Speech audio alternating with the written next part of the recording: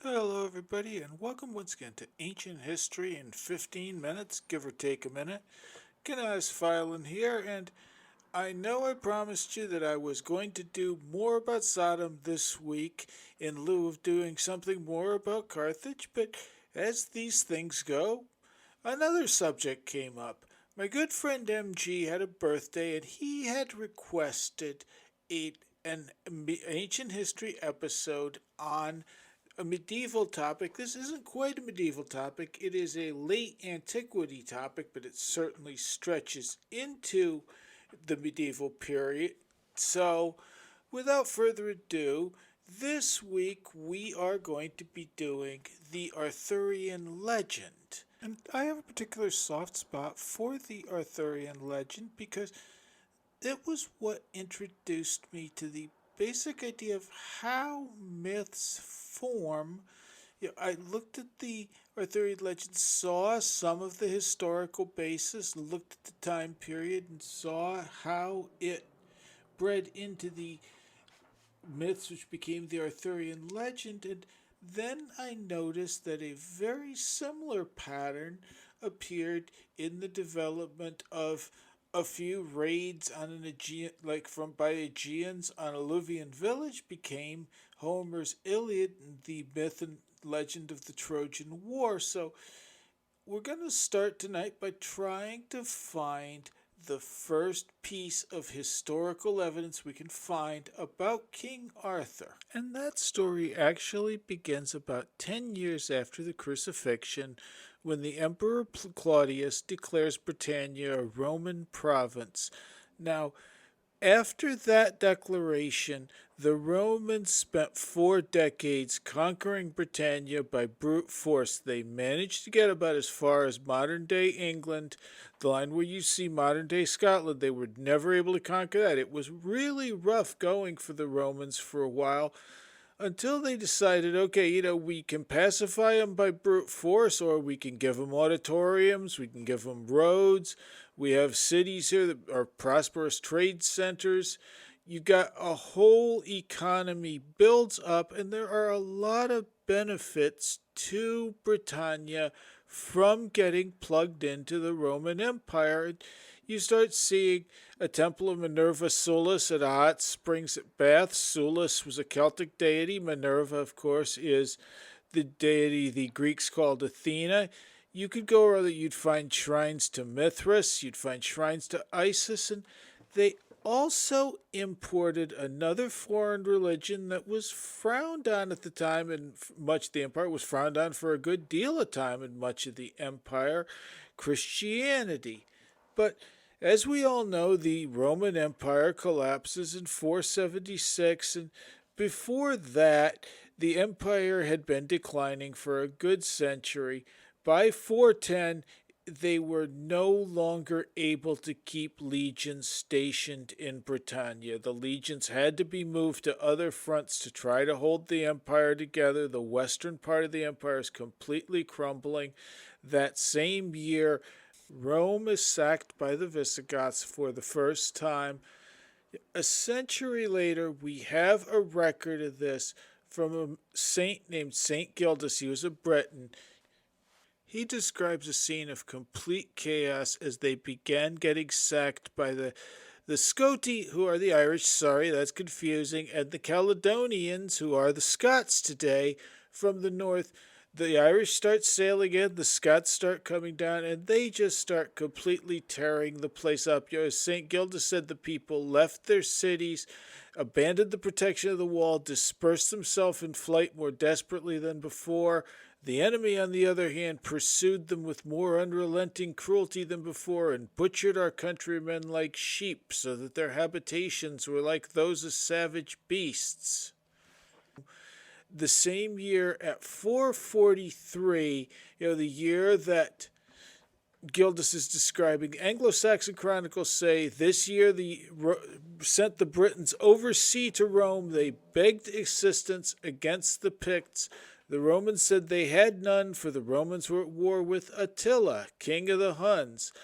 And so the Britons send a message to the Angles, and they request can you send us some assistance against the Picts? And in 449, Wrutgern, king of the Britons, invited two people in who are famous in British lore, Hengist and Horsa. Hengist and Horsa come in, they start getting the Pict problem under control, and they also send notes back to their countrymen saying, describing the worthlessness of the Britons and the richness of the land. And so you start getting a bunch of men coming in to emigrate from three different powers of Germany. They are the Old Saxons, the Angles, and the Jutes. A lot of the Britons emigrate across the Channel to northeastern France, to a region that even today is still called Brittany. They still speak a close relative of the Cornish language called Brescianog or Breton. And others just tried to keep things going as best as they can, hope they would survive through the chaos. And according to Gildas, a leader appeared, organized them, and there was a lengthy campaign until the Britons finally triumphed after a decisive battle at Badon Hill. Now, we don't know where Badon Hill is. A lot of people believe it's Salisbury Hill, which is not far from Bath. The Badbury Rings in Dorsetshire have been pointed to as a possible location of Badon Hill. Some people have said Liddington Castle in Wiltshire, near the hamlet of Badbury, is Badon Hill. In each site, archaeologists have discovered evidence of Roman and post-Roman activity on each site, but we haven't found the smoking Excalibur. We're not sure when this battle took place. Gildas says it took place 44 years and 1 month after the landing of the Saxons, also the time of my own nativity. That with landing of the Saxons, we think that Gildas meant around 493. We don't see any listings in the Anglo-Saxon Chronicles, which we have from 455 through the late 9th century, have nothing to say about any British triumph. The Annals Cambriae placed the battle at 516. Now, Gildas says that the man who led this battle was the son of Roman nobles who'd been slain by Saxon invaders. He called him Ambrosius. Say that the man was Arthur, who carried the cross of our Lord Jesus Christ for 3 days and nights on his shoulders or on his shield, and the Britons were the victors. And we can see how the name has changed here from Ambrosius to Arthur. Let's see what other changes we could find in our next historical document. That would be Nennius with the 830 Historia Britannium. And his piece obviously works from Gildas's account. Nennius is Welsh. He has access to old Welsh sources and legends. He added those into the story. It's a much more vivid picture than Gildas's. It's not necessarily more realistic. Arthur this time leads in 12 battles, triumphs in each. 8th battle, he's got an image of the Virgin Mary on his shoulders, and through the power of our Lord Jesus Christ and the Holy Mary, put the Saxons to flight and pursued them the whole day with great slaughter. Then there was the 12th Badon, and at that battle 940 fell by Arthur's hand alone, no one but the Lord affording him assistance. And you do remember in our earlier chronicles we mentioned Vortigern. He's the king who imported the first Saxons into Britain. Nennius adds a whole bunch of tropes to the story of Vortigern that could have come right out of Game of Thrones. There's incest, treachery, seduction. We've even got a banquet where the Saxon hosts slaughter their unarmed Briton guests. There's also a really fascinating story where a young boy leads Vortigern to a hidden pool. There's a tent in the pool.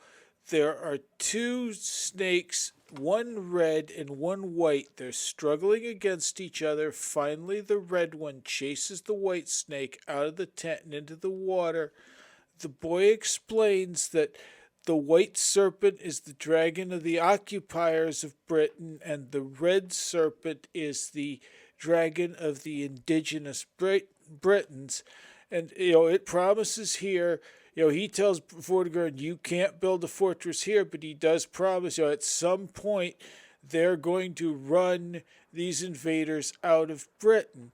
And now the red serpent does hold the mountains in the area we today call Wales. The white serpent did stubbornly remain ensconced in the rest of England. The Germanic dialects all become Old English. Danelaw becomes part of it. The marauding Vikings settle down, and alongside their Saxon cousins, within a generation or two, these heathens adopted Christianity. And I gotta add, they did not adopt Christianity at the point of the sword. These were the people who had the swords. They had settled down around these other Christian farmers, and they became Christian. That's just something interesting. But while we've talked about England, let's take this over to France, where the Franks are currently ruling over a Holy Roman Empire.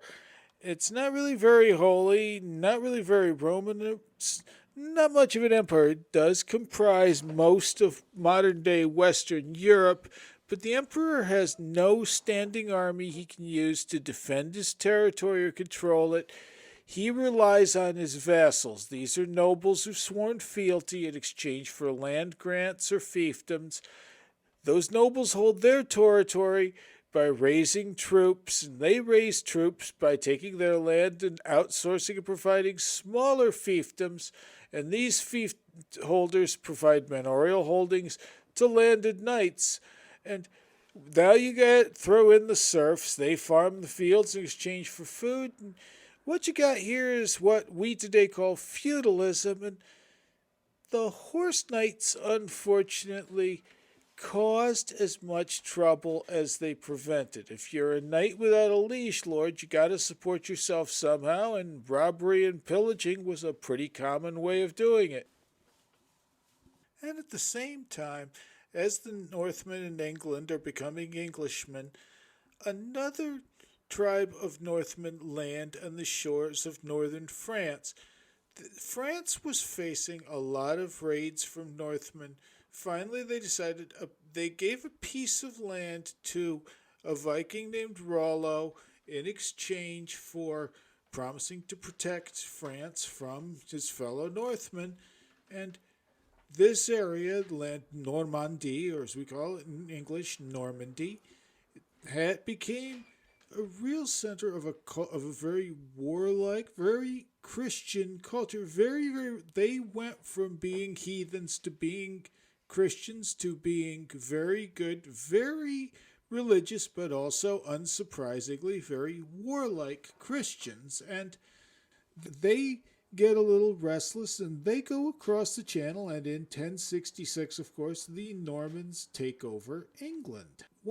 When Britain comes under the rule of the Normans, English stuff becomes very popular in France, and they'd always enjoyed listening to the wandering Breton minstrels they called conteurs.